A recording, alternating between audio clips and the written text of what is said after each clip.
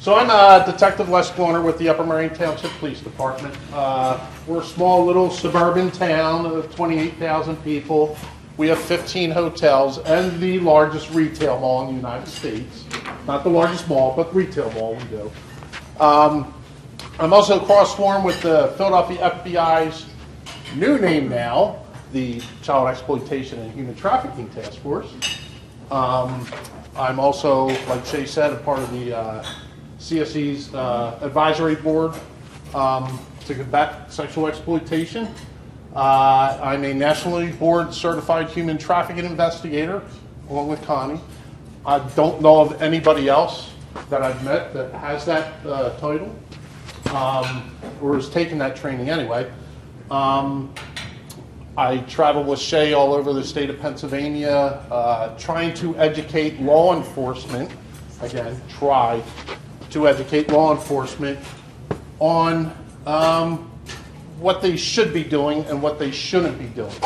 So our thought was with Shay to hopefully get more law enforcement drawn here. Unfortunately, I don't think we were that successful. So they don't like me less. I like you. We're going to change that. I think that's all that matters. We're going to work on that. But anyway, what we're going to talk about primarily is how we do investigations, and just a little bit of how we have contacts with individuals and get into the demand stuff. So, Connie, you're up.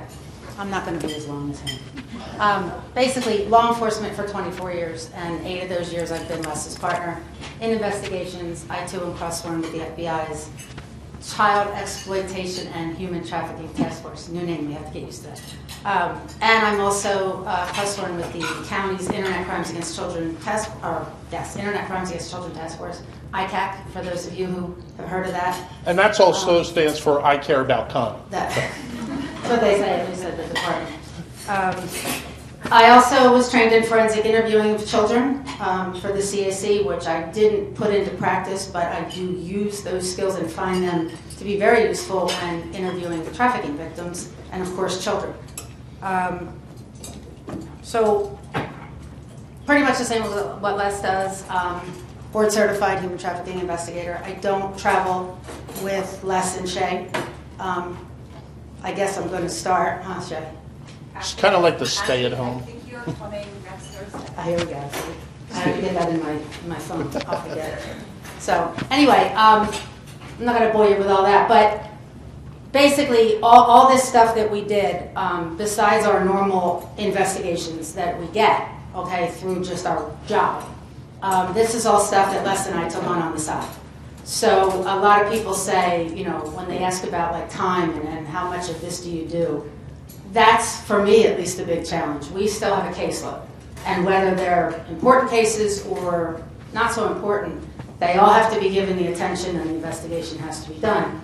So what we do on the side is extra. So when we get a sexual exploitation case or a trafficking case, that case takes up like the majority of our time.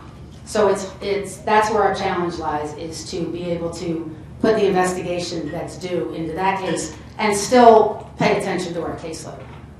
So for everybody that says, what's the biggest challenge, that's mine. I don't know if it falls the same for Les, but Yeah, makes it it is. harder. I wish that, honestly, I would love it if our bosses would come to us and say, okay, you guys are going to strictly do these sex exploitation cases and we're going to stop giving you all this other nonsense, but that's not going to happen. So here we are. Can only dream. You have a question? Before we get started, yes, I am going to confess. 10 years ago, I was that guy. I was that detective that arrested women. And I was wrong. And I realized 10 years ago what I was doing wrong because I started to listen to what the women were saying. And then I started to self-educate myself on this topic. And that's how I became a nationally board certified human trafficking investigator. I think it takes, I know it's difficult for law enforcement at times for them to get educated, but it's up to us, I feel, and when I say us, Connie and I, and hopefully other law enforcement personnel, to educate law enforcement in this matter, because it is big. I hate hearing the stories of how law enforcement mistreats women, not only in general, but in these situations. It's very disturbing and very upsetting to me, and I know it's upsetting to Connie too. But we took that self-initiative to educate ourselves and to continue to educate ourselves and trying to continue to change that paradigm in law enforcement, not only within Montgomery County, but also throughout the state of Pennsylvania. So, Connie, So where we're does going it to start about prostitution and trafficking, obviously, but where does it start?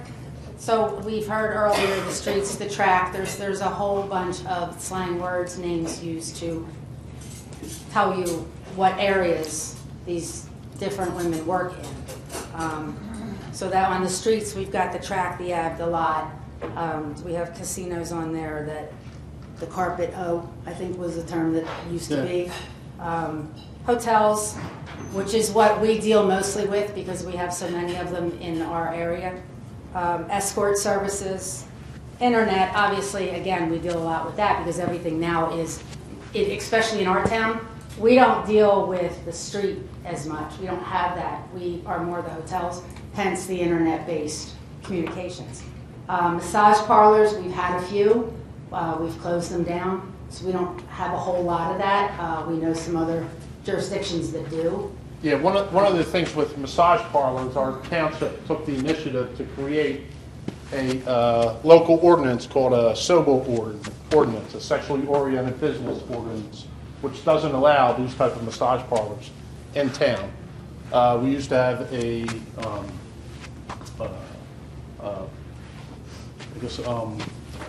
adult bookstore at one point in time, and since that was created, we no longer have that anymore.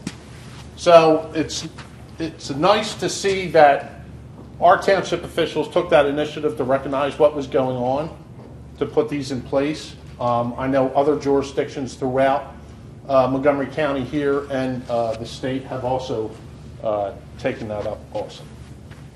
So the only other one is the gentlemen's clubs, which again, we don't deal as much with them. I think they're more city-oriented. But like I said, our biggest thing is the hotels. And we come in contact with tons and tons of girls working out of our hotels. Transient too, so they come, up and down the East Coast. So they're coming from New York down into Philadelphia, they hit King of Prussia, and they go further down south and it's up and down. So that's pretty much primarily what we are dealing with. Yeah, so primarily we try and elicit our patrol officers and educate them to say, hey, listen, when you go out on the street, you may get some what you think are common patrol calls. Domestic disturbances, thefts, retail thefts, some suspicious activity calls. It may be a little bit more than that if it involves women and men, multiple women and one man. So you need to peel back that onion a little bit more and do a little bit more investigative work. One thing that I found, it seems to be working well at times. It's not the best, but I feel in law enforcement you have to try something, because if you don't try it, you don't know. When we get a lot of retail thefts from our mall, a lot of the retail thefts are females, and they're young, 18, 19, 16, 20 years old. And I ask them, simple question: do you know of anybody that's being exploited in your town, whether it's the city of Philadelphia or wherever? This is what I do, and I want to help them. And I get the typical answer, no. All right, well, here's my card if you know of somebody. Well, I know a friend of mine that, give her my card, and we'll try and get them help. You have to try something. If you can't be out there all the time doing something, you have to try something. Sometimes it works, sometimes it doesn't. I wish it worked a little bit better. But so we talked about Backpage earlier. Thank God for the federal government shutting that down. it's, you know, a year ago. It seems longer, but it's only been a year. So, talked about websites earlier. The scary part, as I was sitting here earlier, going, when I started investigating these types of incidents, it was Craigslist. And it was the personnel files on Craigslist. And then I was like, you know what? The Backpage started coming around. And while I was looking at Backpage, I started looking for just different escort sites in Philadelphia area. And half of these had come up. I'm going, this is crazy. It's sheer craziness how many sites are actually out there. And it's mind-boggling. Hundreds. So, with that said, we look at Backpage and what Backpage has brought us. What are these bringing? That's the scary part. And Backpage has their children, like one Backpage. One of And them, there's a few others that are named after Backpage as well. I don't even know what they are. yeah, So onebackpage.com is one of the newer ones. it's one of them. We found that list crawler, also known as Mega Personals, Skip the Games, City Escort are primarily more of the active ones in this area. I know every jurisdiction or every state's different with what they have, but list crawler seems to be the big one. The last few stings that we did were List Crawler, Skip the Game, City X Guy. So they were the primary ones we were looking at. But there's so many. We just gave like a few. I mean, there's so many. And then as the presentation earlier with, you know, just your basic social media, Instagram, Snapchat, that kind of stuff. I mean, that's a whole nother side to it. You know, we could go on and on. What's this? So to go along with that, you know, plenty of fish, Tumblr, Tinder, you know, like Instagram, Kik, Uvu, Omegle. I could just go on. You know, FaceTime, Snapchat, TikTok's another one that's coming about that the younger generation's getting involved with. You know, I have a 14-year-old daughter. She knows what I do. She's afraid to use her phone. Do I allow her to use Instagram? She had just got it, and she only has 49 friends. That I know. That I know, and I know who they are, and they all know I have a shotgun. And she knows that I can take her phone at any time and go do a forensic extraction on it. So, Which we did with my sons, by the way, when he was good. 13. I came into it, I was a mess. My son was having a little sexting conversation with a girl that he didn't even, I mean, he went to school with her. That's all he knew. I said, did you ever interact with her? Well, yeah, I see her in the hall at school. So their interaction became on Instagram, the messaging. And I just happened upon it one morning when I was checking his phone, and I'm like, oh my God. He was going to run away to California and have babies. It reminded me of the Bob Marley song, In My One Room Bed, or, you know what song I'm talking about, right? In my single bed. Yeah, that one. Anyway, I'm on, what, he's 14, okay? I was a mess because, again, we do this on a daily basis, but when I go home, that's my time to shut it down, okay? That's when I'm mom. That's when I just want to erase the world, okay? So I keep my family in my little box that, you know, I think they're safe and secure. So when I found this, it's like, my son did this. My son. He knows better. He knows what I do. I tell him all the time, like I've warned him.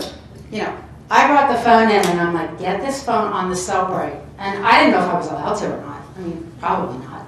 But I was like, don't download it into the computer. Just stick it on the thumb drive for me because I need to know what this kid's up to. Well, thank God I did go through it. I mean, that was about it at that time. But that gave us both the scare that, okay, here we are living in our oblivion that, you know, it's everywhere else, but not in my house. Well, sure it is. It's in everybody's house. So that was a scary moment. That's just a little side note yeah, there. there's no immunity. So yeah, all these sites, right? The dating ones are the top three. Used to be dating ones.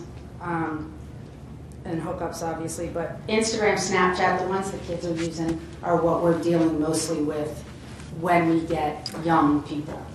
Snapchat, of course, we hate because what does Snapchat do? It deletes everything as soon as, you set the time on it. And then, like, I have a case right now, I'm trying to get Snapchat records. It's hard. Like, I put a preservation letter in, and I find out that I'm going to get only the last 90 days. Well, the case happens to be 6 months old, and I need the 90 days prior to that. So I don't know what I'm going to do. I don't know if this next 90 days is going to give me what I want. But we're so limited. So I am no fan of Snapchat by any means. But that's what the kids love. That's what they're all using. So. Yeah, some of the investigative sites that we like to use primarily are htspotlight.com. That allows us to, when we come across an ad, do a little bit further investigation and just relying on whatever's on that ad is the truth or not the truth. So we use HT Spotlight. When we do demand ops, we like using bestgfe.com. I don't know if you ladies are aware of that one. That's our primary socialite site for the sex buyers to be on. That's another, like what you guys were talking about, the forum sites. So they go on, and we've noticed too when we've done stings that we try to keep these guys long enough so that they can't get back out before we're done our sting. Because this is what they do. They go on these sites and they say, look out, guys. They don't go there. Cops are hot in King of Prussia. Don't do anything there today. Yeah. So, I'm sorry. Is that supposed to stand for best girlfriend experience? Yes. I was hoping someone would pick that up. Oh, yeah. Yeah, games, fun, and entertainment. Bullshit. Sorry. All right. One nice thing about Spotlight, because it's so law enforcement friendly and only law enforcement can use this site, is I just took a little comparison from 2017 to 2019. You can see that was only 8,302 cases up to now where they assisted law enforcement in 37,000 cases. So in 2 years, that's almost fivefold for this site that we're able to use, which does help us a lot. And being able to do searches not only just by name, phone number, maybe an ad number or a post number, but we're able to look at all these other different sites and forums to help us do a little bit further investigation on potential victims. Now, one of the nice things about doing the phone, we're able to do some analytical stuff, and this is just one phone number, and this is how we're able to connect one phone number to 20 other phones that they may have used to help us do our investigation. And down in the bottom corner, we're able to take this spaghetti mess and put it into a nice Excel spreadsheet for us, which gives us how many posts, how many cities, the site that was actually used, it was posted on, the phone numbers involved. So we're able to take this and use this in court against the pen to show that it's just not happening here, it's happening all over, and this is how he's taken his victims around. Again, best GFE, Philadelphia area, Eastern PA, gives us some information. We'll get into that later. Chair reviews, the erotic reviews. We don't sign up for the money side of it to get the full reviews.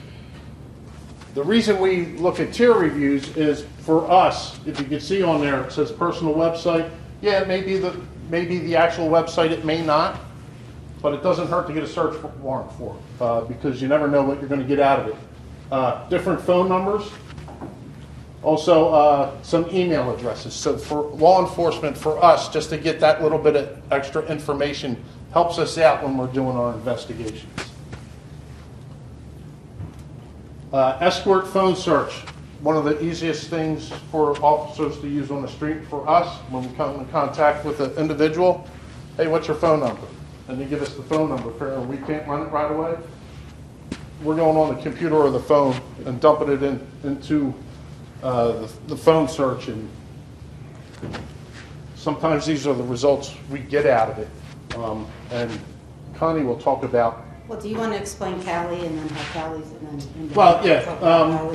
Actually, Connie got a case involving a pimp named Cash out of the Jersey area. Callie was Cash's bottom at one point in time that we found out. We were actually looking for another girl that he was actually trafficking at that time. And we realized that when we were looking at Callie's pictures, that other girl's picture was with She's Callie. down, where is she? Is this riding down here? Yeah. So, Which took a while to put all together.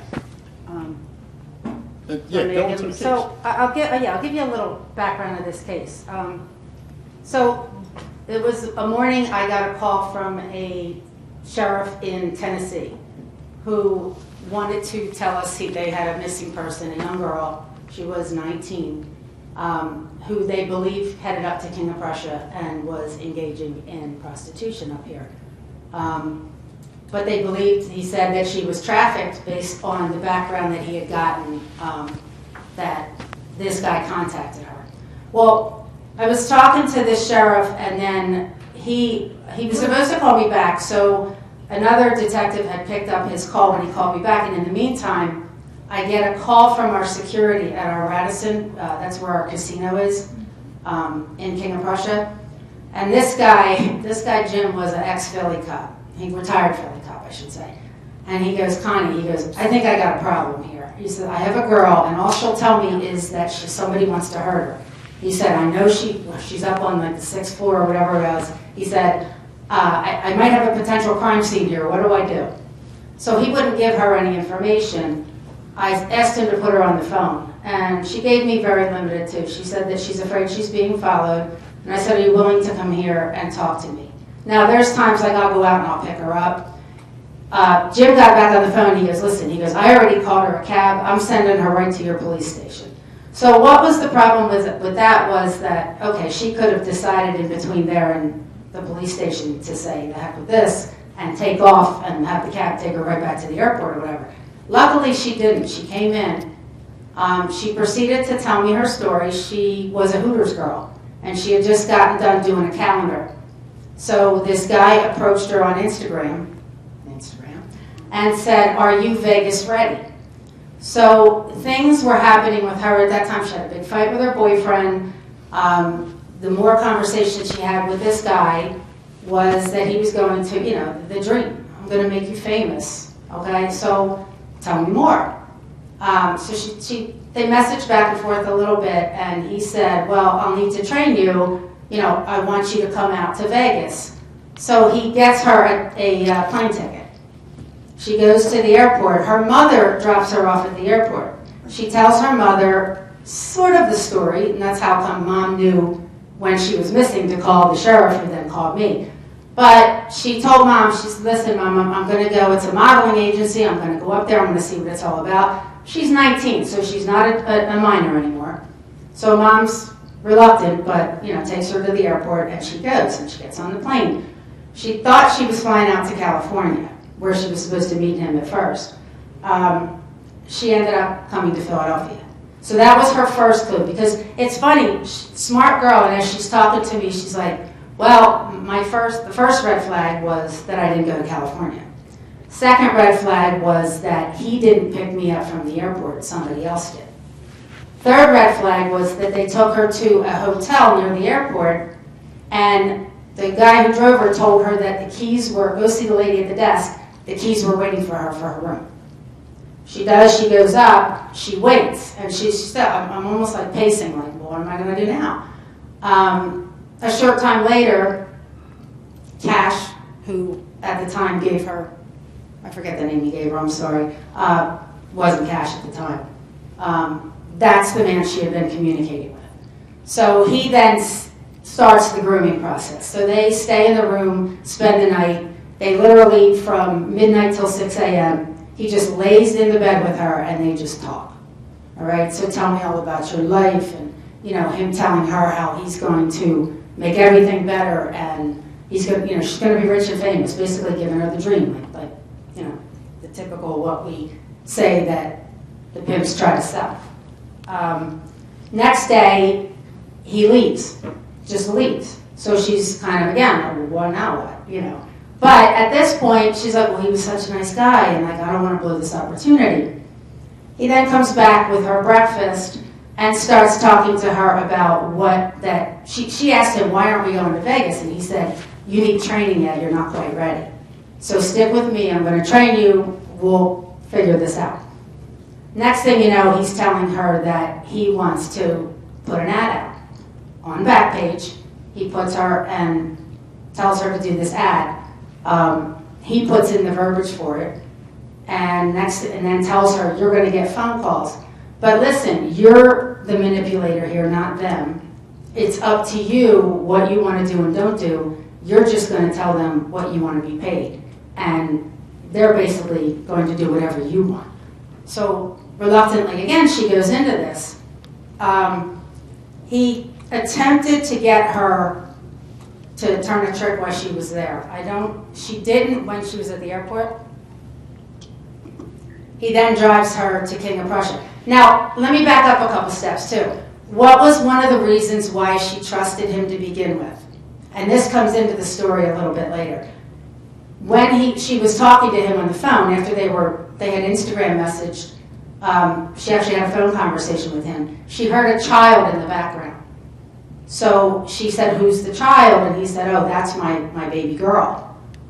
So he has played that I have custody of my daughter, and I'm this loving dad. So that was another thing that kind of made her think, okay, I can trust this guy, okay? So there's a couple different things. I'm trying to shorten it as much as I can.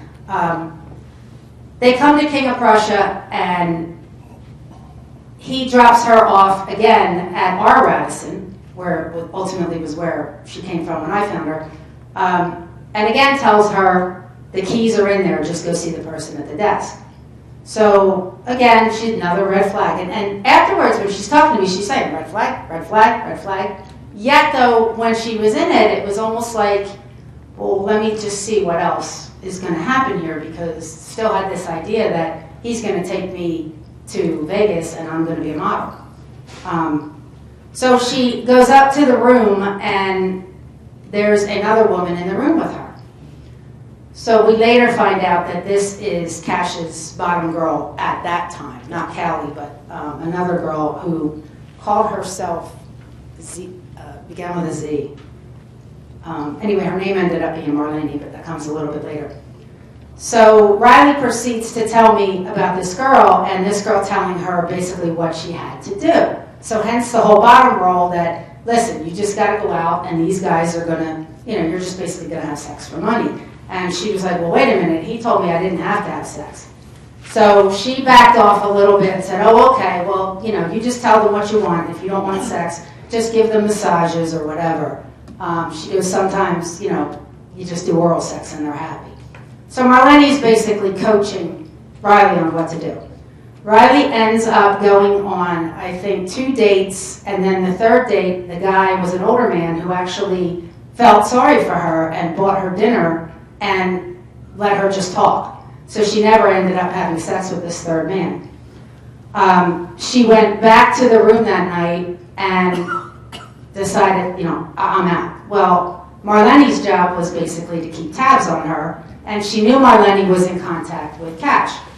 So Marlene ended up getting high and drinking and passing out. So Riley then pretended like she was going to take a shower, turned on the shower, had packed all her bags in the bathroom, and took off. So that's when she went downstairs and she found Jim and said, you got to get me out of here. So that's how that whole story happened. So now we have Riley. Now I'm interested in, okay, well, is this other girl, Zion or something, I think she was going by at the time, is she still in the room? So we got Riley pretty much squared away, I should say. Salvation Army helped us out in this. Is anybody in here from Salvation Army? I know there was some people here earlier. Yeah, these guys are great. So they helped us out with Riley. Riley's parents ended up coming up, flying up, and getting her that night, but we kept her, got her a hotel room, and kept her safe until the parents were able to take her home. In the meantime, I go back to the Radisson, and we go in, and we find Zion, or Zion, whatever she called herself, Marlene, and she was kind of just like, who are you? You know, so she was sleeping when we walked in, so we kind of barged in. Jim got us the key, so that was nice. So I started talking to her. Okay, so the typical response, no, I don't know what you're talking about. I don't know who Riley is. You know, there was a girl here earlier, but I don't know her. Very, very evasive, didn't want to talk to me. So I, at that time, was like, okay, what am I going to do here? The only thing I've got on this girl to be able to bring her in to see if I can get her, you know, at least on that page, if I can try to break through. So I said, listen, I said, you can either come with me back to the station and we'll talk. I said, otherwise, because there was drugs in the room. I said, otherwise, these guys, and I pointed to the couple other detectives, I'm like, they're going to arrest you on the drug charges. I said, so there's your choice. She was like, all right, I'll come back. So in the car ride back, were you driving or was it somebody else? No, I was driving. I was in the back seat with her. That's right. She broke down. And this doesn't usually happen, and we know this. But she broke down and she said, he has my baby. So I'm not going to get into her whole story, but basically what happened was she met Cash 2 years prior the same way. She was in a beauty school, a hairdressing school, and he came up and said the same thing. I'm sell her the dream. I'm going to make you famous. You can be a model. She ended up getting pregnant. So that little girl that Riley heard on the phone was actually a real baby, and it was Marlene's little girl who Cash took and wouldn't give back to her. So his way of holding on to Marlene was to hold the baby up. I got the kid. So you do what I say, you make the money, I'm taking the kid with me. And that's basically how they work. So when he brought Riley in, he basically told Marlene, you have to, you know, train her. And you're going to do what I say because I got the baby. So as this whole thing unfolded, I brought in the FBI into this because this was crossing jurisdictional lines. So Riley was all the way from Tennessee. Marlene was from Philadelphia. You know, different hotels in different jurisdictions. So ultimately, that's what happened. We ended up putting in numbers that we got from Marlene and from Riley. And the more search warrants we did, which were like, we got search warrants for the airline tickets, the room, so all those, the two hotels that had room keys, okay, search warrants for how they were paid for, the credit cards used to purchase those, the flight info, like I said. We got all this information and started to find out that this Cash has all those different girls that you saw in that picture. Callie being one of them, Les dealt more with that one. She was from Florida? Yeah, no, she was down in Maryland. At one point in time, she was in Florida, but she had come back to Maryland. But one of the ironic things about this whole case is that Marlene's older brother, Cash, had actually come to the house to try and get Marlene out of the house. And Marlene at the time had the baby to where the point where Marlene's brother shot Cash and actually grazed him in the skull. Didn't kill him, but shot him. So he ends up getting arrested. Cash gets set free. It's the pinball. That's what I go back to, the pinball. It's just it's a crazy web that goes on here. So Marlene's brother ends up in jail, gives a statement to the Philadelphia police as to what's going on with Marlene. They look into it. Marlene's a little reluctant now because now that, you know, her brother just shot Cash and she's like, oh my God, this is going to happen to me now. She tightened up, lipped up, but eventually we were able to break through that bond. We were able to get Marlene some help. She provided more information. Unfortunately, through the whole case, we weren't able to charge Cash, but justice was served in another way. In New Jersey, he was over there with his friend at a party. A next door neighbor was having a graduation party. He tried to get one of the 18-year-old girls from the next door neighbor's house, and that other next door neighbor got involved, and Cash's buddy shot and killed that next door neighbor. So Cash actually ended up in jail as conspiracy for attempted murder charges. But Marlene got full custody of the baby. In the end. Salvation So- Army came in and were wonderful with her. You know, helped her to find a job. She had a home because she lived with her dad in Philadelphia. But last I had spoken to Marlene, and she stayed in touch with me for a while, she was doing well. She was doing well, she was working, and she just adored the baby. And all she kept saying was, I never want this baby to go through what I went through. So, like I said, I lost touch with her. I kind of wish I didn't. But Cash's name came up again and again with all these other girls. So this guy was connected to all these women all up and down the East Coast, and this is what he was doing. So that was a crazy It was story a for crazy us. case. Yeah, And it was just one of those cases that it was crazy, but we were able to get enough agencies involved, you know, between the FBI, between Salvation Army, some victim services, and to make sure, in the end, that Marlene did get custody of her daughter, and you know, a little bit of a happy ending for her. And Riley also. Riley was doing well too. She went back to Tennessee and will never again connect with anybody on Instagram. At least that's what she told She me. no longer trusts social I media. think she So. was honest there. Yeah. So. You're not crying, right? No, I'm just kidding. All right. So as far as street contact, we don't see a lot of the street contact. We're doing more of the internet contact. So with street contact, you have direct contact. You're able to see visual signs. We're able to see, you know, whether it's tattoos, their mannerisms, whether they're on drugs or not. You know, be able to see a potential pimp maybe down the street, or in another shop down the street, or him hanging around. Maybe having access to that cell phone right away. Some of the other things as far as the internet goes, we don't have that visual because 9 times out of 10, it's truly not their photo, maybe somebody else's. We don't have direct contact. We're assuming, and we hate to assume because it makes an ass out of you and me, no actual phone number, and there's no interview. That's the struggle we have between internet and then street contact. Search warrants for us: cell records, toll records, cell tower records, website ads, IP addresses, email addresses, flight info, rental cars, buses, trains, videos, hotels. These are all the things that we have to look for when we're investigating these cases. That's why these cases are difficult to investigate. Unfortunately, these cases take a long time to investigate because it's a big puzzle and we have to put that puzzle together, and I'm not a very good puzzle putter together. I'm a good investigator, warrants, but... for those, yeah. I don't know if there's any law enforcement in here, but these search warrants are like up 15 pages long. Yeah. Now, a lot of it's cut and paste from other ones and stuff, but you still, they want more of, they want not just your affidavit, like they would want if you were charging. They want your whole history. They want everything about the case from beginning to when you're asking for that search warrant. Every little minor detail needs to be in there. So again, it goes back to my biggest challenge is the time.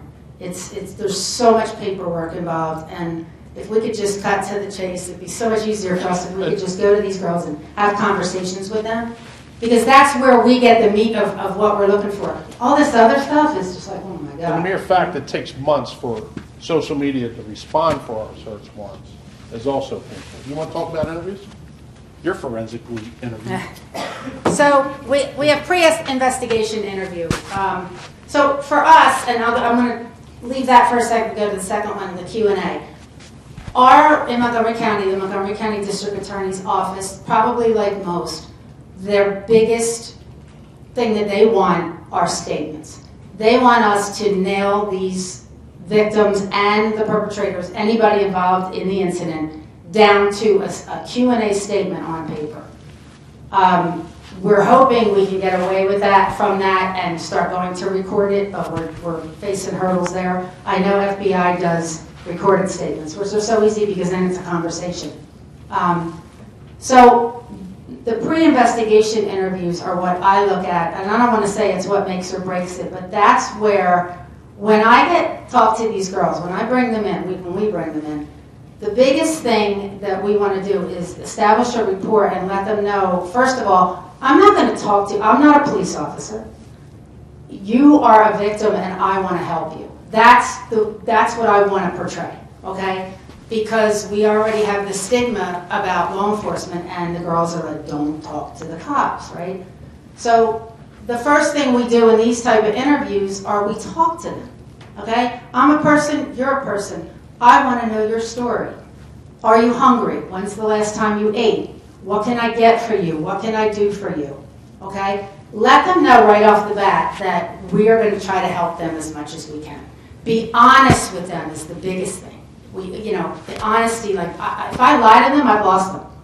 So when I say to them, listen, I don't know for sure that I can help you and get you out and give you a place to stay. What I do know is that I have people who can lead you there.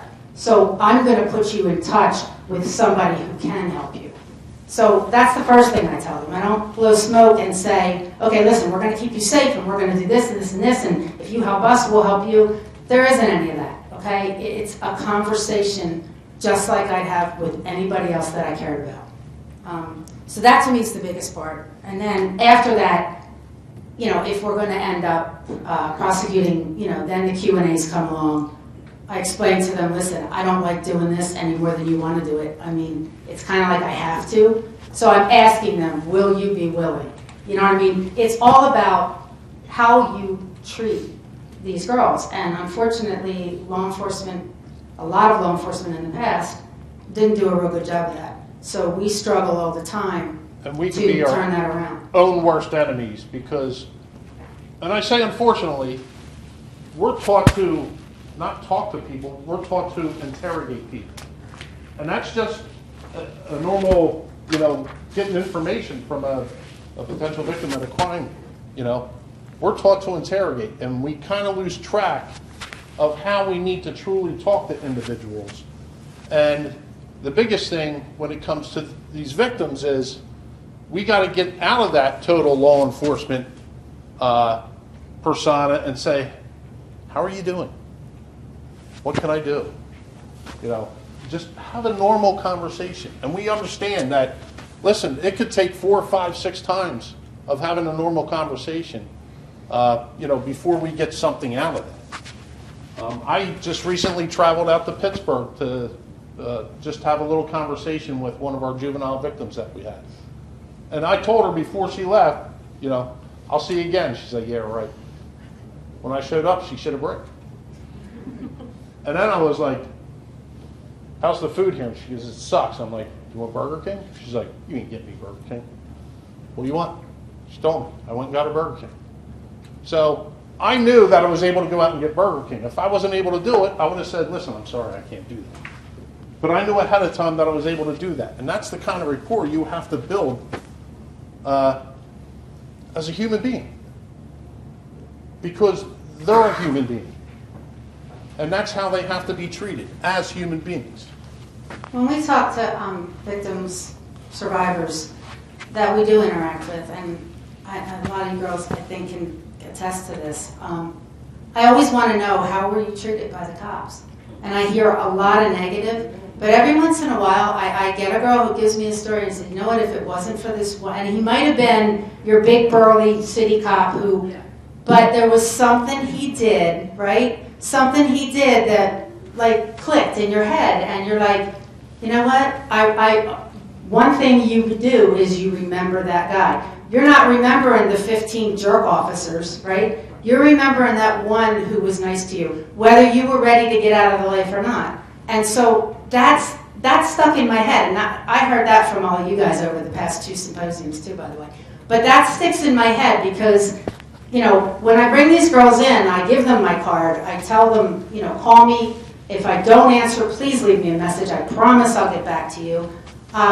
Whatever I can do. And if they don't call, or they call back a year later, or 3 years later, they remembered that day. They remembered that conversation that, hey, you know what? She was nice to me. She wasn't ignorant. She wasn't a jerk. She didn't think just because she was a cop that she was big and bad. Yada, yada, yada, like all the bad stuff I hear.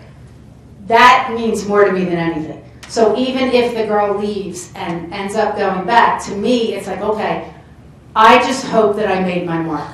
I just hope that I gave her something that if she ever does need it, I'm going to be here. And if I can't be, my promise is that somebody will. And that's the best we can do.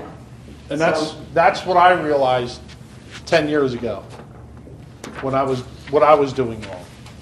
And then I changed that paradigm and just had normal conversations with them to where they were able to provide me information about other juveniles in other states that I was able to give that information to those law enforcement, and those girls were recovered.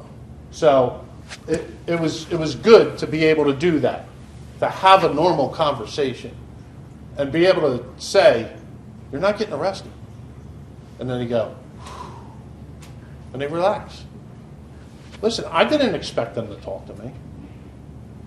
I really didn't. And if they didn't, I didn't take it personal. Here's my card. We'll talk another time if you want. If you want. It's up to you. And again, sometimes it worked, sometimes it didn't. But we find now that not arresting the girls, we're getting more information about what's going on out there. May not be with their pimp, but with other pimps, which helps us in our investigations. And for us, it's a win-win. And then eventually, you know, at some point in time, they're going to get help, or they're going to call us and get help, or we're going to get them help right away. A lot of times, we have victim services already in place when we go out and do these undercover ops, even though we're not doing arrests. So if she says, yeah, I want services, here they are. There you go. Again, sometimes it works, sometimes it doesn't. One of the things that we like to use is NCMEC, the National Center for Missing and Exploited Children's website. One good thing with the juveniles is, you know, they don't tell the truth. They like to lie. And we struggled, helped a department up in the upper end of Montgomery County, who they believe had a runaway juvenile, wasn't given good information. We tried and tried and tried to get her to tell us her true information. We knew she was in danger. We knew it. Our only option at that point in time was to charge her with a small amount of marijuana and get her in a place where she was safe. So we knew she wasn't going to run again. And I went to that facility and said, hey, tell me you're 14. Tell me you're 15. I'll walk you out those doors right now. No, those guards aren't going to stop you. They don't want you here. They know that you're underage. And she wouldn't go for it. To the point where I told the captain of the prison, I said, get her public defender here now. And once he came, she gave it up, that she was 16. We got her out of there. Now we had to determine who she was. We used NCMEC to go through all the missing children's reports in Pennsylvania. They didn't find her, went to Jersey, boom, there she was. So we were able to figure out that way who she was. We confronted her with it. She came clean. We eventually got her back to Jersey. Those charges aren't on her. They were gone. You had them taken away. The unfortunate part is when she got across to Jersey, she jumped out of the car and ran again. Forensic extractions, we use Cellbrite, Magnet Axiom, really two good tools for us to extract the information out of phones, laptops, on tablets and flash drives. We're also lucky we have, because of our designation with the FBI, we can use their forensic centers to do downloads, the ones that we can't. So that's a huge tool for us as well, to be able to get all of these devices and be able to get into them and get the information we need. And one nice thing, I got to say, we're fortunate to be able to work with a lot of great people. And if I see that something's not right with a victim, there's many times I called Shay and say, hey, this ain't right. You need to get this woman an attorney. And she does. So I think for law enforcement and NGOs, it's great for us to collaborate and to keep collaborating. I have no issues of hiding information from Shay or, the Salvation Army. We have to share it. That's the only way we're going to help out with getting this stuff. We have to work together with the victim services too, which was, I think, always a problem just in law enforcement in general was, we're the enforcement hat, they're the social service hat. you don't mix it, we're two opposite ends. And it's like, when it comes to this, there is no division, okay? We've got to work together, and we've all got to be on the same page that we're going to do what we can for this victim, and we're going to try to go after the perpetrator, instead of the way it was and the other way around, that it used to be, I should say. So So for us, that we're doing Yeah. the demand-driven. For us is John Stings, the sex buyers. Okay, like Les said, when we first started, we were going out doing they were calling them prostitution stings. So we were going out and we were getting these girls. We had an undercover who acted as a John, and he would call these girls, set up dates. They'd come and we would arrest them. And it was within a short time that we were like, something's wrong. This is wrong. Because, first of all, the girls would shut down. We're arresting them. They're not going to talk to us. The guys, so what message is that for the buyers? Well, it's okay. We're even using them as undercover, right? We flipped that around, at least in King of Prussia and Montgomery County. I know that there's so many agencies, though, that are still targeting the women, still targeting the victims. And we go out to different law enforcement agencies trying to state our case, trying to say, listen, guys, try flipping this around, okay? Let's go after the buyers. Let's talk to the girls. Let's see if they'll give us information about these buyers. Let's make arrests on the people who are perpetrating the crime. The girls are not the perpetrators. Baby steps, that's all I can say. It's a mindset that I want to bang my head into the wall. We're trying to change the mindset of law enforcement in general. We've come a long way, and this was just said earlier, but we've got a long way to go. But we're trying. We're trying to get people on board and recruit to help us, other law enforcement agencies. So little by little, we're doing it, but we are out there. That's all I want to say. We're out there, and we do. We want to switch this around, and we want to make it so that these victims are not afraid to come to us as law enforcement and know that if they need help, we will help them. And that's pretty much the message we're trying to get across the board. And we understand it's a manpower issue because, our higher-ups are always saying, well, we ain't got enough manpower to do this, we ain't got enough manpower to do that. And we're like, fine. We'll go out and we'll sit at the front of the hotel and pick off the sex buyers that way. And we'll just wait for them to pull in. They'll pick up their phone right away, and we're like, bingo. They It's walk like shooting in. fish in a barrel. It's crazy. 20 minutes later, they're walking out, and we're stepping out of the car. How you doing? Okay. Is everything all right? Yeah, it's all right. Want coffee? Okay. Visiting a friend, huh? Yeah. What's her name? How do you know it's her? Yeah. So, we end up charging them on the lower end, unfortunately, because, again, we're lacking the manpower issue. But we're not just letting them go. We're letting them know that you're still going to get charged. We've charged police chiefs, county commissioners,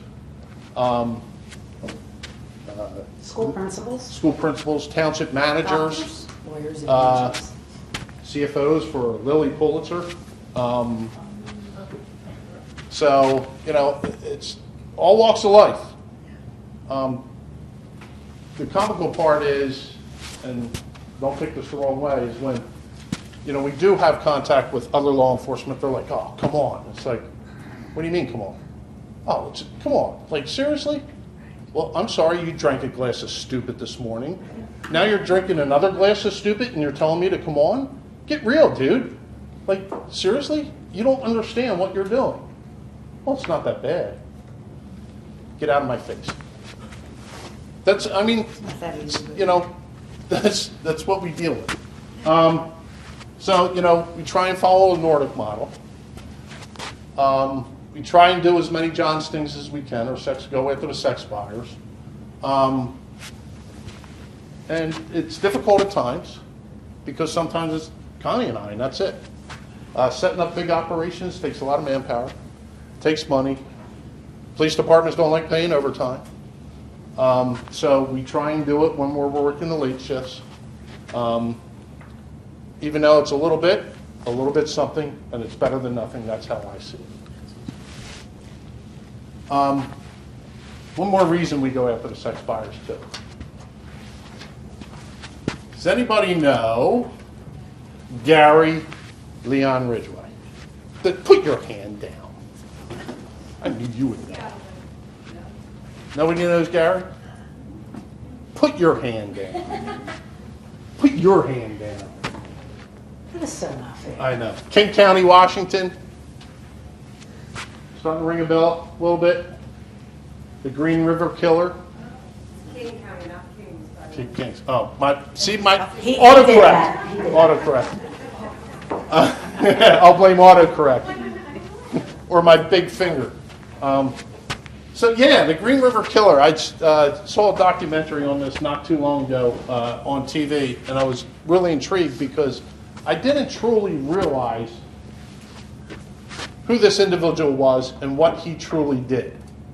You know, you hear about mass murderers, they do this, they killed, 49 girls, he probably killed 100 girls. But he's only copping up to 49, which I don't understand, But I learned that he was targeting mostly prostitutes, juveniles, and runaways. And I'm like, oh, snap, really? So for 16 years, he was doing this. And it was amazing. So out of the 49 known victims, 20 of them were juveniles between the ages of 12 and 17. Whether they were runaways, throwaways, or if they were involved in prostitution. His first victim was 16 on the street. And it's like, it's not new. It's been around for years. And I am still educating myself in this. But it's just crazy that you do have individuals out there like this that we don't know about, but law enforcement needs to be aware of and realize that there are sick bastards like this individual that are only out there to kill girls. So that's another good reason why we go after the sex buyers. All right, any questions? So I'm curious about your work with the FBI task force. I know that can be a positive thing because it can provide funding for the overtime, for cell phones, for hotel rooms. We found that to be a bit of a barrier in utilizing the Nordic model because, the old school prostitution house, throwing up ads, and one night, get as many people as they can, 10 to 15 buyers, 10 to 15 victims, as far as I'm concerned. Calling it a trafficking operation, throwing it up in the newspaper, victims' faces splashed all across the news. So we've been battling that for a while now. We've at least got the media to no longer publish the pictures. But one of the barriers for us has been our FBI. So to address that, the best way is this. The FBI works with each individual police department, and each individual police department has their own way of doing things. It's not the FBI's fault. It's each individual police departments. The FBI is only there to assist.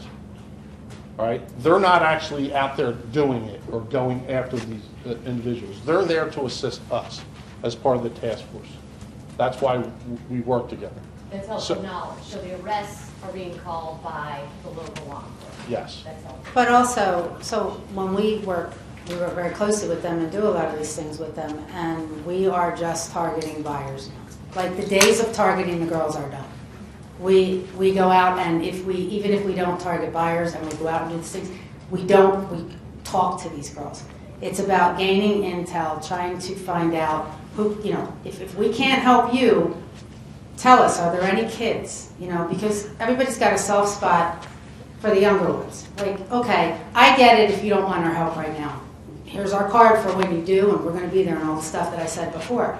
But help us find these innocent children that are being exploited. Can you do that? So do you know any kids? And a lot of times these girls will say, you know what, yeah, like go to such and such, you'll find kids there. It's a tip, it's all we've got, and the FBI's the one who will look into that. It's not always, because it's not always jurisdictional for us. So for them, they can do that. And the great part with the FBI is if we get that tip of somebody in another state, I could call that agent or any agent on that task force and say, hey, this is the information I got, and they run with it. And they get a hold of the agent in that jurisdiction, in that area, and they go out and try and find it. So, again, it's, every local police department has their own way of doing things, and you just can't blame the FBI for that. They help us, and they give us a lot of support. Unfortunately, like Connie and I said earlier, we try and change that paradigm with those departments, and it's tough. It really is. Any other questions? You guys tag teaming or something?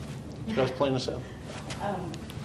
Well, like she was saying, how they used to put the victim's faces on. Sure, media. yeah. Do you do that with the buyers? Yes. Yes. Even higher ups? Oh, yeah. Police, cops? We put the CFO of Lily Pulitzer all over the Philadelphia News and front page of the local Do you find newspapers. that helps lower, decrease buying? You would think it would, You but would it hear. doesn't. No, they're back again the next day. And we can all attest to, you know, it's, I think it's also part of a sex addiction too. You know, these guys, you know, they're going to take their chances.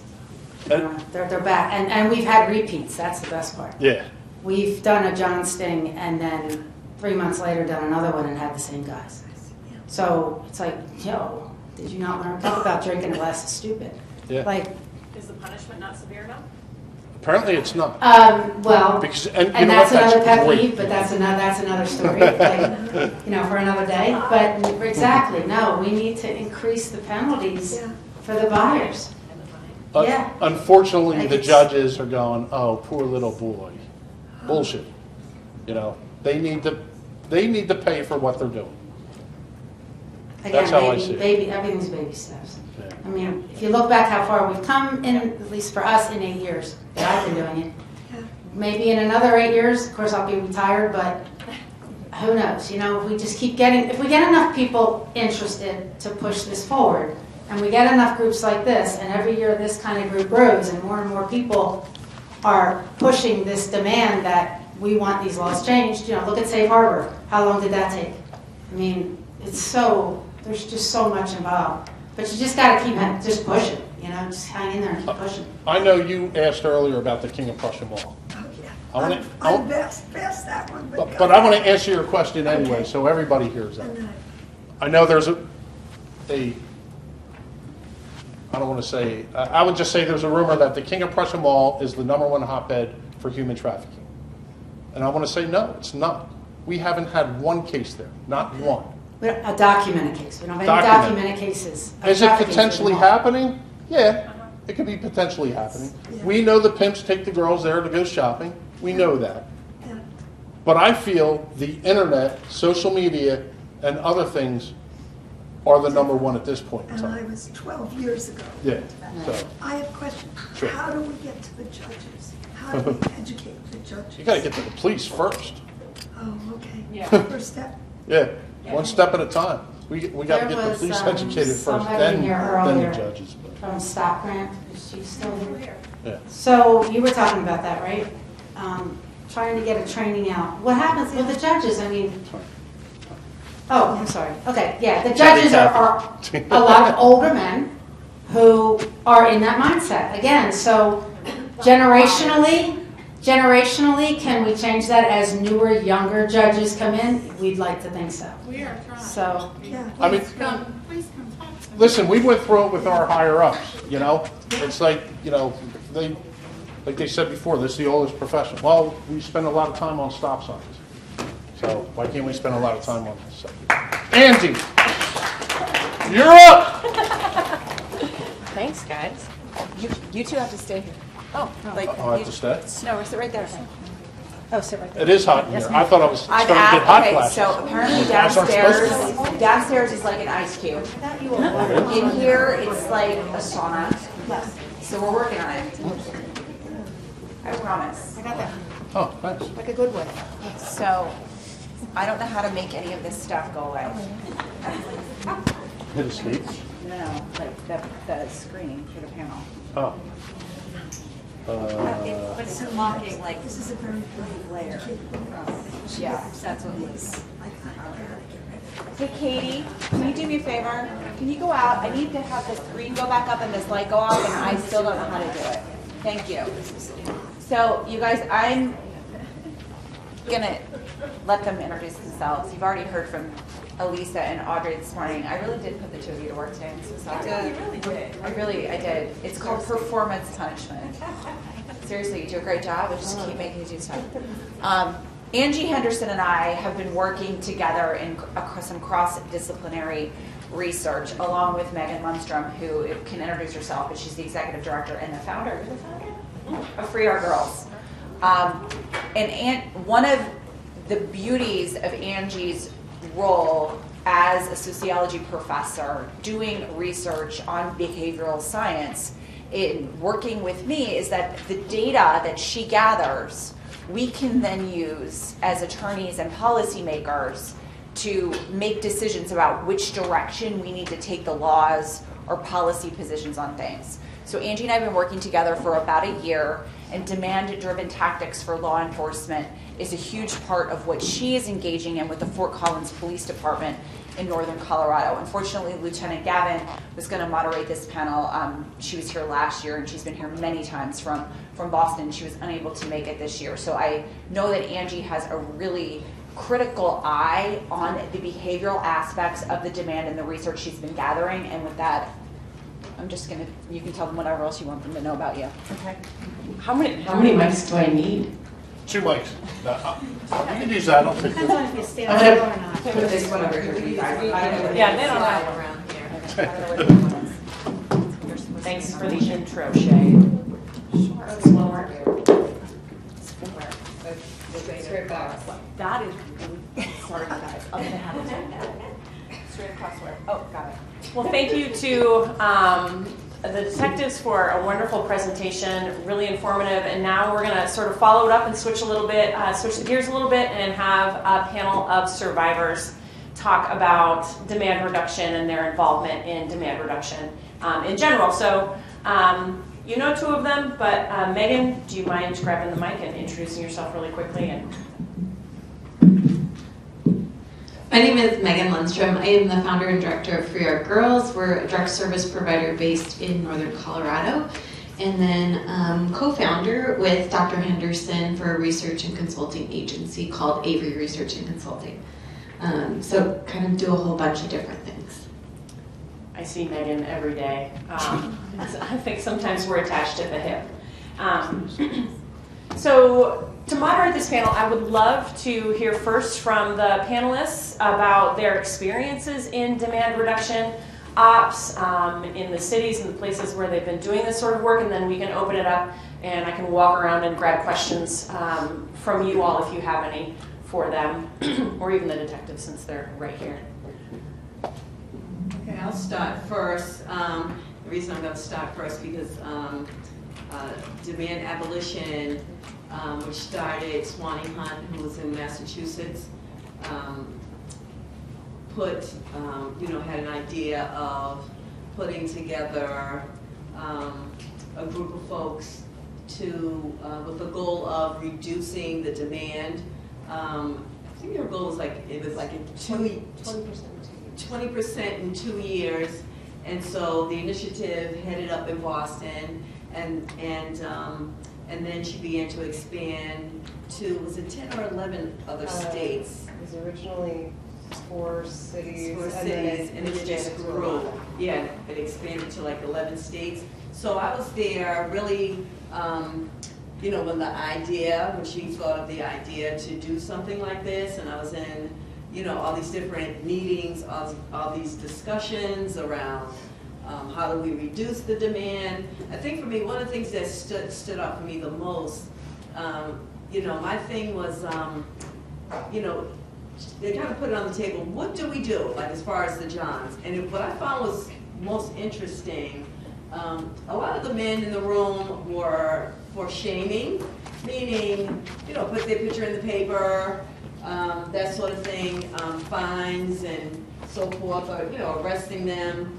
And I found it interesting that most of the women in the room were against shaming. If I had to guess on my own, when you start putting out there that the John is not the creepy guy in a trench coat, right? That in a lot of cases, the John is upper middle class, white, privileged male, married with a family. I believe that, you know, fears, the women's fears were, you know, God, it could be my husband. I mean, that's just my kind of take on it, but I found that it was interesting that was one of the things that the women were really against. And so we did a lot of work with demand abolition. And I remember Swanee would have some of the best conferences. I met Elise at a demand conference. And, you know, so we still, in Boston, have to do a lot of work around demand. I still feel strongly that, and I'm not saying, we have the great law enforcement presentation, and what I'm getting ready to say is not, it has nothing to do with someone being in law enforcement, but what we find, and this information too came from, you know, a female that worked and found that when stings were set up, a lot of times they would still let the men go. Now, not because I'm a bad cop, that's not why I'm letting you, you know, and I think, you know, they deserve this. I believe it was more from peer driven. You're a middle class white man like me. What are you doing hanging with these people? Go home to your wife. So we got a lot of that. You know, there's supposed to be fines. I have to say we have yet to see money trickling through My Life, My Choice anyway, right? From, you know, fines that Johns have paid. So people are working hard, and there are a lot of other states that are doing a better job at it, but I haven't really reaped the benefits of saying, wow, yes, these guys, their names are in the paper, you know what I mean? I've still seen, not too long ago, articles of they'd done a sting, and so all of these women, they were adult women, and like it was like 9 of them, and you know, almost like the Brady Bunch photos, right? And clearly all of these women were drug addicts, and I'm like, you did it, well, to do a sting, didn't you have to have John, like where are they, right? And so, which was still disturbing for me that we'll put these women, right, because in Massachusetts we don't arrest or charge children, and you're right, but women, if they're not willing to testify, they still can be arrested. And I just saw these struggling, clearly women addicted, and not one picture of the men. So I feel that we have done some work, the conversation has started, but I haven't, in Massachusetts, we do a lot of great work on this issue. We have great human trafficking folks in law enforcement, but I personally haven't seen like a big bang. But I know other states have, so maybe one of those states is sitting here at the table. Maybe right there. Maybe Elisa can talk. I'll just take that over here. Yeah, I'm in a, yeah, we definitely did a demand abolition. That was a while ago. Oh, God. So in Seattle, one of the things that I am a part of is the Ending Exploitation Collaborative, which actually started from the Demand Abolition Initiative. So we were one of the 11 cities that began this work, and we involved a core team. And we did this a little bit differently than almost any of the other cities. Instead of having one full-time coordinator, we employed 2 half-time coordinators. One of those coordinators worked in our King County Prosecuting Attorney's Office, and the other one was one of the co-directors at the nonprofit that I'm with right now, the Organization for Prostitution Survivors. And I truly do believe that's why we were actually so successful, is that we had this marriage between the nonprofit agency and a government agency working together for the same reason, same cause. There were survivors at the table, there still are. I've been on that team since it first began. So to give you all kind of a little bit of understanding and to kind of build off of what Les was saying, Les and Connie were saying earlier, King County, we have about a population of about 2.2 million. And the number of sites that we've identified that sell sex is over 100. And we know that within the first hour of posting an ad online, we get somewhere in between 100 and 300 phone calls on that ad. So just to kind of give you an idea of the kind of scale that we're talking about when we are talking about demand and why we need to reduce it. Because if you think about that, if you've got over 100 sites that each ad that gets posted, and there are thousands of ads that get posted in a day, this is like multiple thousands of people. We did a lot of research within our local law enforcement databases. What we were finding was, yes, we were primarily arresting women and girls. We were not arresting buyers. And we attempted to flip the script on that. And it was really important to start seeing who was being sold, who was being bought and sold, versus who was doing the buying. And if you've ever been to Seattle, Seattle looks a lot like me. It's very white. But what we were finding is that disproportionately, the people that were doing the buying were even more proportionately white. So it was obviously a white, upper middle class businessmen with above average education and over average income were buying, no surprise, our black and brown girls. So that was what we were seeing, was that in a city, basically a city that only has about a 13% diversity rate, almost, I think it was 70-some% of the women and girls that we were identifying were women of color. So we quickly understood that this was not a problem that we could really ignore. This was a race-based problem. This was a gender-based violence problem.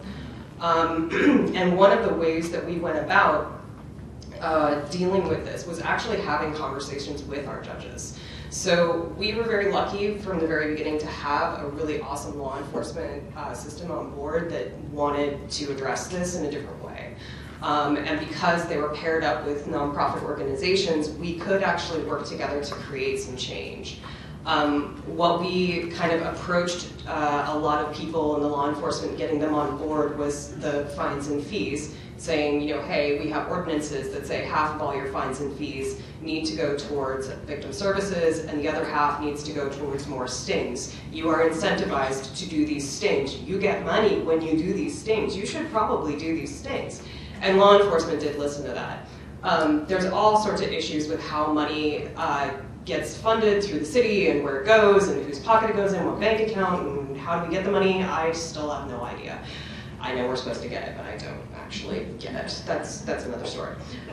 We also did a lot of work on making sure that we were talking to our local businesses. So the two other nonprofits that are engaged with the Ending Exploitation Collaborative are Businesses Ending Slavery and Trafficking, and they focus primarily on hotels and legal agencies within the region. And the other nonprofit is Seattle Against Slavery, which does a ton of work in Seattle and King County educational systems. So you kind of have this really interesting marriage. And today, the EEC has a representative from the Seattle City Attorney's Office, King County Prosecuting Attorney's Office, and our AG's office on board. So overall, I will say that we've done a really good job. I've seen backsliding, obviously. The pro lobby is definitely not quiet, and they are in Seattle. And some of the, I will say, barriers or setbacks, fallbacks that we've experienced are that you need to keep doing these educational sessions with the law enforcement to keep them engaged and on board, because like any other profession, especially in Seattle, you have a high turnover rate. And when you get these new cops in that are learning from the old cops, but the old cops might not get the, so you get this old boys club mentality, no offense, less. But you do end up with this kind of thing where you have to keep going and training and training and training. One of the other problems that we actually were noticing was that we as nonprofits, specifically my nonprofit, we are a social service provider. We were actually being started as being seen as that agency that only does demand reduction. We were also seen as an agency that liked to collude with cops. So there was a point where our service provision actually went way, way, way down, and it didn't mean that there were less women seeking services. It was just that they weren't coming to us because they didn't trust us. So there's kind of like this two-sided coin there, where you need you need to educate the cops, but then the cops also have to go out and do education in the community and say, we are no longer arresting you, and if you are the victim of a violent crime, we will not prosecute you for prostitution. We just want to make sure that you're safe. And so it's kind of a balancing act is what I've found. And like I said earlier, with demand reduction, you always have to pair it with services, but you have to do it right, and you have to make sure that you have that kind of education constantly going. So that's Seattle. It's crazy. It's absolutely insane. I guess, so I'm going to kind of just echo you guys because I'm taking notes in a rural community from what bigger cities are doing and trying to figure out how to apply it. So my real entry into like demand reduction operations and kind of that shift in culture started back in 2015. I was approached at a local task force meeting by a detective, and he said, I'm really trying to get some man hours appointed specifically to do trafficking cases. And so I said, well, have you looked at like the demand on Backpage? And he said, I don't understand what you mean. So I bought 6 burner phones and 6 prepaid Visa cards and demonstrated how to register all of those in fake names to the police chief. And how to post Backpage ads. So I did it like in the office. They had a news reporter in there. They were completely baffled that you could do all of this stuff, and there was no way to trace like really any of it. And so I let those phones ring for 48 hours, and within 5 minutes of posting them, the phones just began ringing. I actually continued to use that demonstration when I spoke to my community. So I would post ads at the beginning of a speech, and I would leave the phone on vibrate on the podium, and it would go off the entire presentation. And so seeing people's horrified looks in the audience as it was continuing to go off in the middle of a work day. And they're just thinking, they're like, oh my goodness, there's buyers that are trying to buy right now. They're supposed to be at work. Like, what is happening? So after that, I got a call within like a couple days, and the police chief allocated hours for this detective to do trafficking cases. So that was really kind of the beginning of that. I did my undergrad in finance, and I don't know why. I like numbers, basically. Numbers and money fascinate me. Really don't use much of that. But in my bank management class, we were assigned to read a book on anything business related. And so I was like, okay, so I have to find like an economics of sex trafficking book that I can read for my bank management class. So I ended up reading a book by Siddharth Kara, who is a former economist that's really looking at like sex trade economy. And he proposed a series of formulas to estimate supply and demand, so looking from that purely economical, numerical side of things. So I took his numbers and applied it just to what I know here in the United States in terms of the commercial sex trade. And if you do the math, most victims are experiencing around 10 commercial sex acts per day, 7 days a week, 365 days out of the year. And a super low estimate, let's just say for like numbers' sake, 1 million commercially sexually exploited people in the country. Well, that's 3.65 billion demanded commercial sex acts here in the United States per year on a very conservative side of things. So when you're looking at that and you're doing the math on the cost of risk to a trafficker, traffickers have a 0.0000027% chance of being arrested. So going after traffickers, like their likelihood is it's next to impossible that they're going to get arrested for the level of trafficking that is happening. And so I was going through this math and I started like panicking because I was like, this cannot be right. The cost of risk to a trafficker to make $250,000 per year is a cup of coffee. That's it. That's worth it. You got paid $3 and you're gonna make $250,000? That, like, sign me up for that. That sounds like a good business plan. The issue is that demand. And so going from posting those ads in 2015 to doing this report and looking at these formulas in 2016, that's really when I started to truly understand why demand reduction mathematically makes sense. Because you have to increase the cost of risk to a trafficker, and you can't do that with the level of demand that we have right now. And that level of demand drives the need for victims to be pulled into the sex trade. So it's just all wound together. So that was my foundation of things. So unfortunately, that jurisdiction's detective made some poor choices and is no longer a part of the police department. But I was contacted at the same time with our partner county. That's all I'm going to say about that. I had met some detectives at the neighboring county, and they were really starting to look into this as well. I started participating in the John School that they had going on because I had proposed that in my home county, and they just weren't ready for it. They were like, you know, we see other places are doing this, but like you don't have experience leading something like this, so we're not willing to entertain it yet. So the neighboring county was like, well, could you work with us? So started working with them at the John schools, and that really started out sharing my lived experiences. And over the last 3 to 4 years, I still share pieces of my lived experience, but I'm really showing them that economic model, because that's where we're seeing the buyers are most impacted by realizing what they're contributing to, and where that money is actually going. Because they just think it's just $100, it's $200, like it's no big deal, it's just this one time. They don't understand oftentimes what this big picture of what they're involved in. So working with the neighboring county, one of the detectives asked if she could meet with me for coffee. She was like, I have a new partner, and I want him to meet you too. And I was like, okay. They were like, we'd love for you to come to our next undercover operation. We're gonna be doing a reverse sting and making contact with women.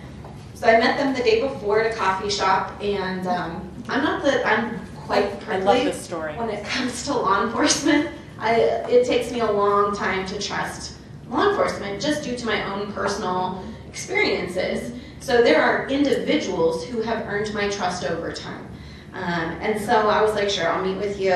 We'll see about this cop. Sure. Poor Rob. He turned out to be an amazing human. So he showed up that day, and he was like, so here's what we're going to do. We're going to post the ads when the girls come in. We're going to arrest them, and then you can talk to them. And I was like, I'm sorry, what? And so he was like, is there a problem with that? I said, I'm not participating. I'm not coming. I'm not, like, as a survivor, I don't want to be a part of arresting women. As an organization that I'll be giving brochures out, like I'm not taking part in that. And so kind of explained to him, like, do you realize the cycle that you are perpetuating when you arrest women? It's more trauma, it's more distrust, and it's less opportunities for employment from that point forward. And so he was like, I never thought of it that way. So I don't know what happened behind the scenes, but they decided not to arrest women, and they have not arrested women since that operation 2 years ago. It's almost 3. Almost 3 years. Yeah. Which was really cool. So they ended up doing that reverse sting, but they just made contact with the women. And I really got to be a fly on the wall for the entire process. So I got to work with the detectives that were texting ads and communicating with the women and helping them understand, because we as women coming from the life, as you've heard all day today, we're very smart. We know how to sniff things out. And so what they were finding is they were getting text messages of girls that were like, have a great night, officer. And they were like, what are we saying? And I'm like, okay, let me break this down to you. You're offering $3,000 for an overnight, but you're in like a Fairfield Inn and Suites. Like, these things through. It's not adding up. So then when they made contact with the women, they brought them into a conference room at the hotel. And we did everything that you guys talked about. When's the last time you slept? Is the temperature in here okay? Do you need a hoodie or a blanket? They had snack trays and water out for the ladies. And really just had a conversation with them. And from the beginning, the officer that I was working with that was doing the interviews, right out the gate, she said, we're not arresting you today, to be clear. We're not arresting you. We just want to check in with you, make sure you're doing okay, see if there's anything that we can do. And so it was really neat to be a part of that process, but I've literally got to be a part of seeing that shift happen in that local jurisdiction. So ever since that point, that law enforcement agency, because there aren't arrests coming out of that, there's not numbers coming out of all of those man hours that are being poured in. So they have shifted completely to demand reduction operations. And so Angie and I have gotten to take part in observing those, advising on those, consulting. And it's been a really fascinating process to see that. I think where we're at currently locally is we're seeing that you can throw an ad up and arrest the low-hanging fruit. Easy. Like every day. And most of them really are low-frequency buyers. So they're getting caught, and they likely are making different decisions from there because it was not a part of like their routine and their behavior. What we're working on currently is infiltrating the hobbyist community, and the hobbyists are the high-frequency buyers. And so the demand abolition report that just came out, the top 20% of buyers drive 80% of the market. So if we really want to do demand reduction, we have to be going after those high-frequency buyers and really rattle their cages. Let them know that law enforcement is targeting them, not these low-level newbies is what they call them. Like, oh, they just don't know how to screen, they don't know how to check the geotags in photos, they don't know how to do their research on phone numbers and all of that, they don't know how to do that, so they're just getting clipped off, like whatever. That's great, we can get those numbers all day. Let's really make an impact on this issue. So that's what we're working on currently. It's really, yeah, we're like, it's total nerd every, like, super nerdy. We're like into the data piece of like, but can you measure, like, what's the difference? What's happening? That's a question I have for the panel, unless, are there any questions out in the audience? Okay. How do you know if demand reduction is working? Do you have any evidence, or are there evidence in the cities where you all live that, you know, you can tell, like, wow, okay, it's making a dent?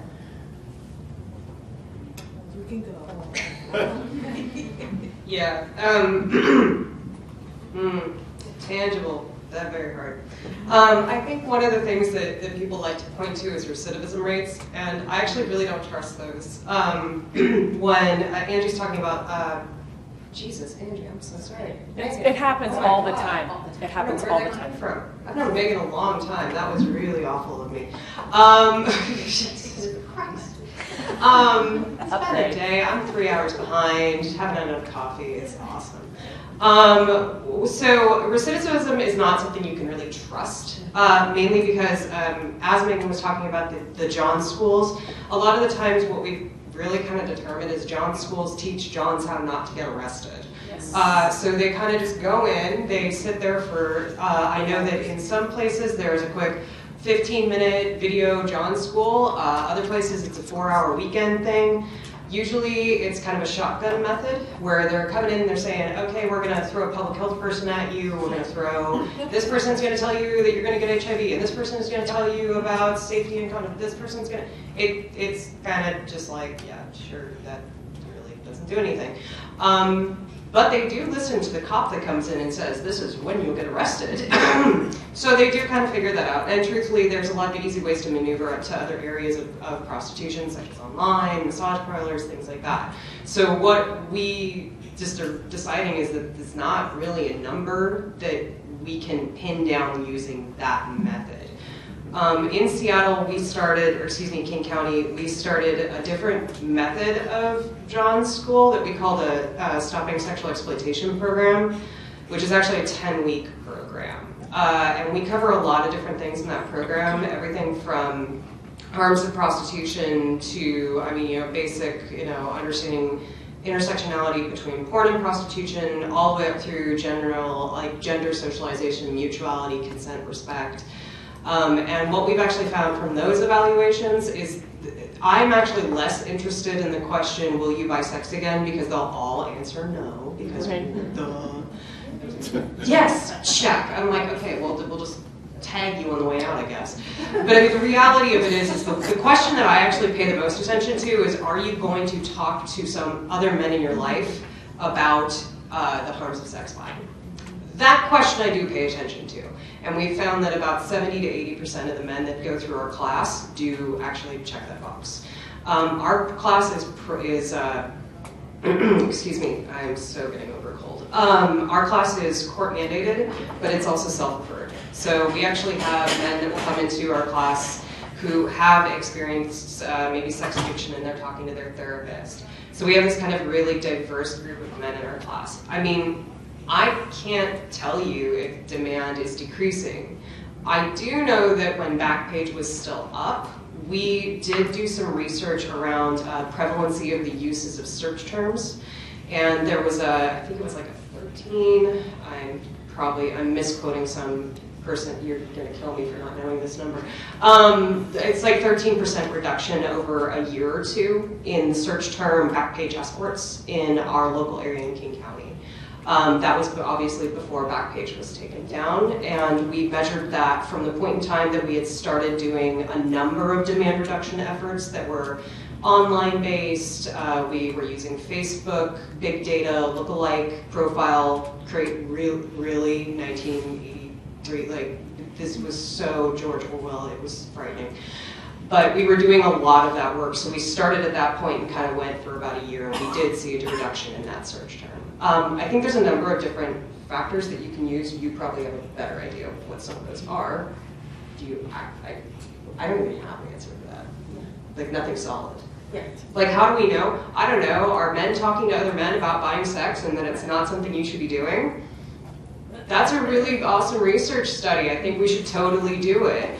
I also think it's yeah. See, they write that right down. There are measures that have been developed around this, but again, like this is an elusive population. It's not like men will actually come out and admit to this. One of the things that we've noticed is that the majority of men who buy sex will actually answer, no, I do not want to buy sex. They are not happy doing what they're doing. So that tells me that there is incentive for them to stop doing what they're doing. How we measure that is a whole other ballgame.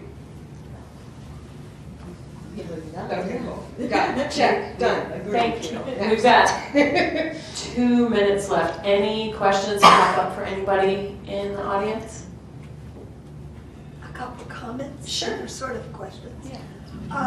There's a very big African American worship community in the Philadelphia area that does men's groups on the sexual issue, and it's really holding each other accountable, and it's growing and it's big, and it's an African American community. The second thing that we're promoting more in this area, the suburbs, is you probably all know this, Boys into Men program.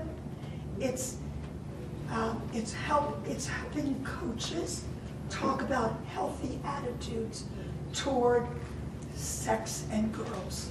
And we think maybe that's the way, if I could talk to a 17-year-old and say, those girls are not sluts and you can treat them well, and it's through the coaches. And we have quite a few training programs. I like that. I think, nice. If we're going to change attitudes, and we're not going to get those white guys that are judges, maybe we need to work at another level. And some of the coaches are awesome. Yeah. That's awesome. Coaches. That reminds me, whenever I hear people talk about this issue, sex trafficking in general, and they say something like, well, I have a daughter, you have a niece, you also have boys. Yes. You need to be talking to your boys about not automatically telling a little girl, you're pretty. Yes. Or I'm going to pull your hair because I like you, because that's violence against girls. So it always really strikes me when I hear somebody say, I have a daughter. Well, great. But you also might have a son who probably needs a little bit more coaching. Right? Yeah. Yeah. Where's the mic? I'm going to drop it. All right, we're out of time. We've got 15 minutes between this and our next session. Thank you, panelists. Thank you, detectives.